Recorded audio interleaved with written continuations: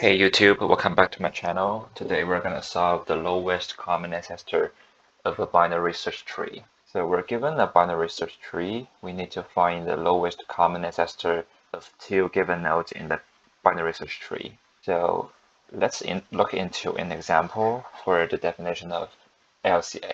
Say we have two nodes, 2 and 8. So what's the lowest common ancestor of these two nodes?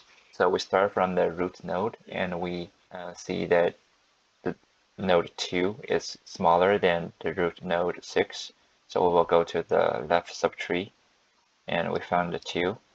And same thing for the 8, we will go to the right subtree and find the 8. So basically we split these two nodes at the root node, right? And 6 is the common ancestor of both nodes. So we find that 6 is the only common node they have. So it's also the lowest common ancestor of these two nodes. Let's see another example, like 7 and 9. So same idea, both of them are greater than 6, so we will go to the right subtree. And one of them is smaller than 8, and one of them is greater than 8. So basically they split at the node 8. And because they both come from the root node 6, so 6 is also the common ancestor of these two nodes. And they split at 8, so 8 is also the ancestor of these nodes. Because we want to have the lowest common ancestor, right? The lowest is for the level. The 8 is in the level lower than the level of 6. So 8 will be the lowest common ancestor. Okay, so how to solve this question? Basically, the first solution comes to my mind is like, because we can use the binary search tree to find all the, parents of the target node. So we can create like list to append all the ancestor of the target node, and do this for both target, and we will have two lists, and do an intersection for both lists, and we will have all the common nodes they have, and then find the lowest one. So let's see how we do that. So let's revise the example a little bit till p equals like 0 and q equals 5. All right. So we will first search the p in the entire tree. So because it's a binary search tree, right? We will first check the root node, and p is smaller than the root node 6, and we will go down to its left subtree. Every time we go down, we will append the node, which should be the ancestor of the target. So we will append 6 into the list, and then we come down to the node 2 for this subtree, and the target is also smaller than 2. So we will go down further to its left subtree and append 2 into the list. And then we find the 0 node. So basically we find the target. But remember that we allow a node to be descendant of itself. So basically 0 is also the ancestor of itself. So we will also append 0 into the list. Basically we finished the first process for the p. Then same process for the 5. 5 is smaller than 6, so we'll go left and we will append 6 into a second list. Then 5 is larger than 2, so it will go down to the right subtree.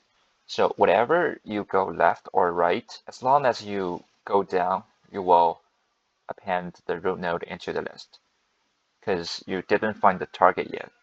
You need to go further, and the current node should be the ancestor of the target node. So we will append 2 into the list. Then for the right subtree here, we find that 5 is still greater than 4, so we'll keep going right and appending 4 into the list. And then we find 5 and append 5 into the list. Okay, then basically we have these two lists. Then we will do the intersection of these two lists. So we will have 6 and 2 in the list. The array has the property to keep the sequence or the order of the element that appended into the list. So the last element appended into the intersection list will be the lowest common ancestor. So 2 will be the result. I think this solution is the most intuitive one because basically that's how we get all the common ancestor and find the lowest. Then I found another solution that is more like efficient, and this solution is from LeetCode on YouTube.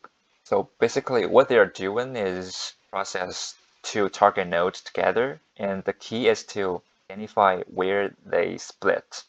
Like for two nodes, 0 and 5, the meaning of split point is one is smaller than the root node and one is larger than the root node.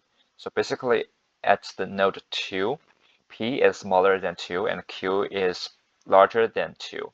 So basically they split at the node 2, and that's how we know the lowest common ancestor. Because no matter how deep you going down for the right tree to find the target node, there will be no more lowest common ancestor for both nodes, right?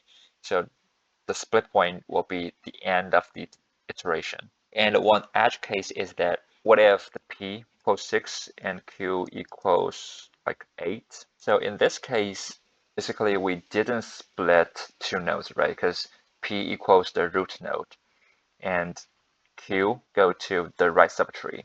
That's based on the definition of the lowest common ancestor.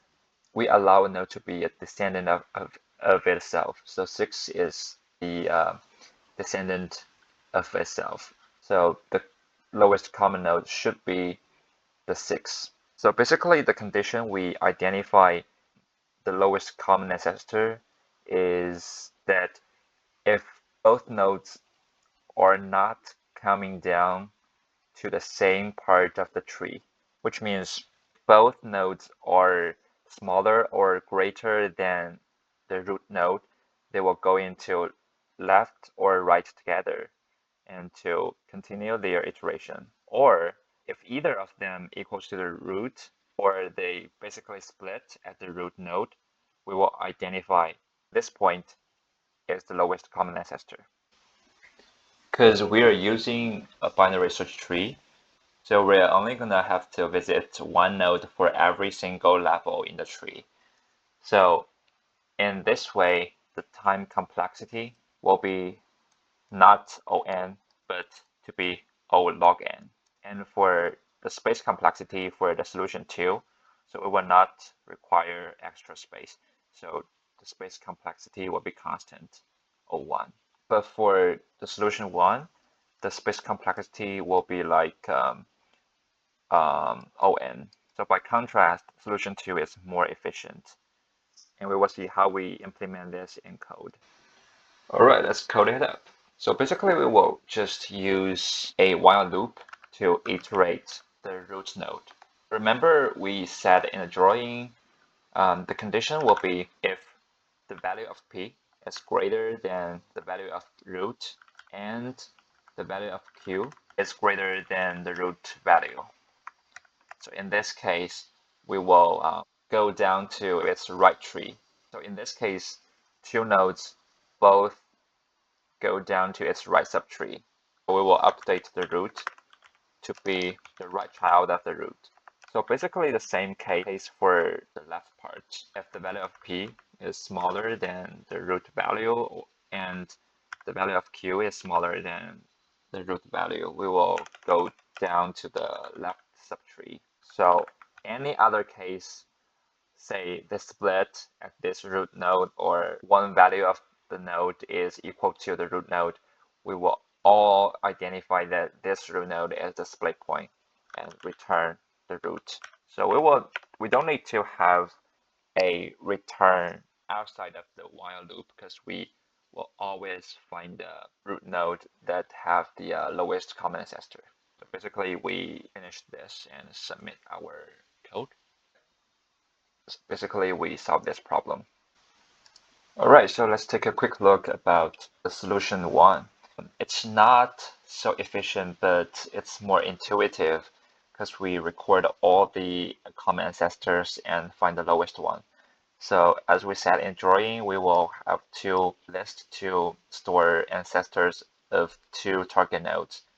And then we implement a search function for the binary search tree.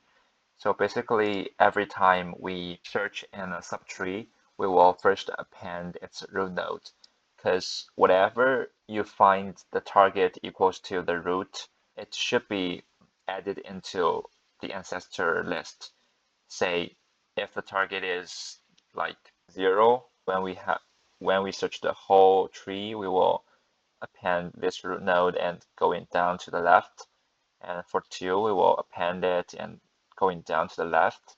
And for 0, in this point, we find the target, right? But we still need to append this node into the list, because this statement that a node will be a descendant of itself. So we will first append the root into the result list. And then if they are the same value, we will just basically return. Or if it's smaller than the target, we will basically go into its right subtree.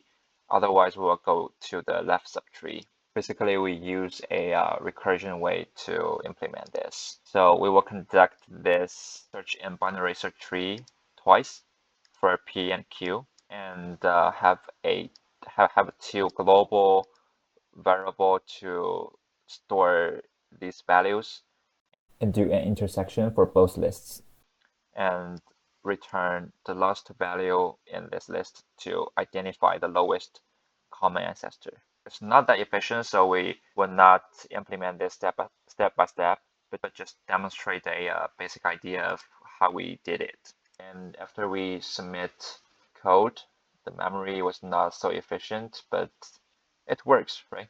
So I hope both solutions make sense to you, and see you next time.